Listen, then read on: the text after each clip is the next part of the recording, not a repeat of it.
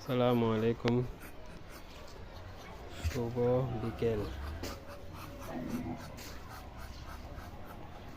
আজকে শখের কামড়ে আরেকটা ভিডিও করার জন্য চলে আসলাম।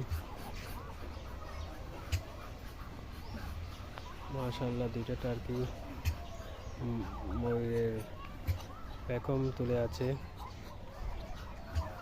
দেখতে মাশাআল্লাহ অনেক সুন্দর লাগছে।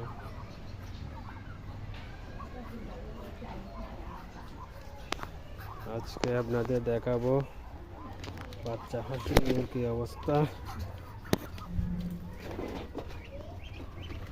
মাশাআল্লাহ, বাচ্চা হাঁসগুলো আগের চেয়ে বড় হয়েছে একটু।